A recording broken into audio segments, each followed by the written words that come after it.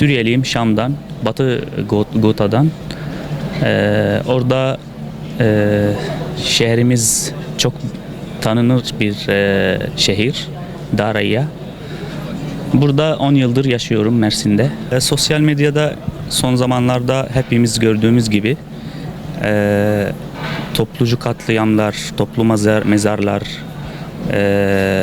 tutuklamalar, sebepsiz yere işkence etmek hepimiz gördük yani. İnsanlar artık bu zulümden çok çekti. Bu sevinci hak ettik bence.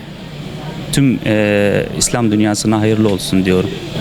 Suriyeli vatandaşlar herhalde görüyorsunuz hepimiz sevinçteyiz. İnşallah yeni bir başlangıçtır.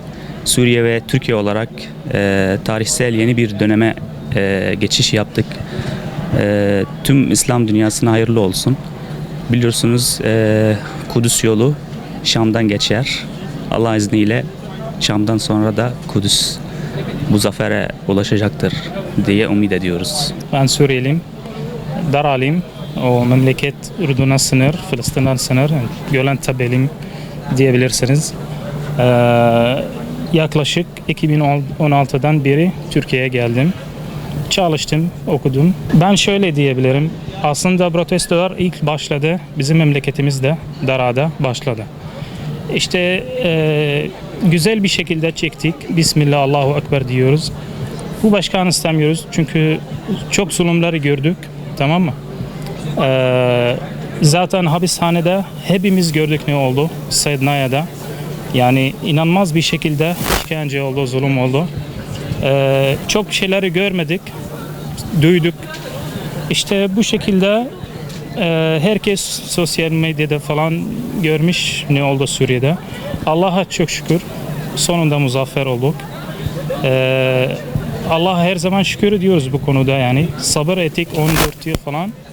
En son muzaffer olduk. Şimdi Gazze Suriye ile büyük bir bağlantı var. Tarihten şimdiye kadar sonsuza kadar. Bu yeni yönetim için ben bir şey söyleyeyim. Allah razı olsun. Çok güzel bir şekilde başlıyorlar. Çok hızlı bir şekilde geliştiriyorlar. Şu an ekonomik olarak daha sağlam oldu. Yani fark ettik.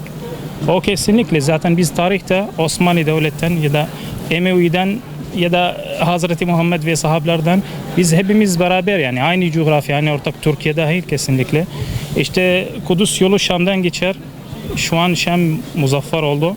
İnşallah yakında Kudüs de muzaffer olacak. Umarım çok yakın bu zamanda olacak. Birleşmeye yapın. Hepimiz aynı Müslümanlar, kardeşler. Yani bu şekilde muzaffer olacak yani inşallah.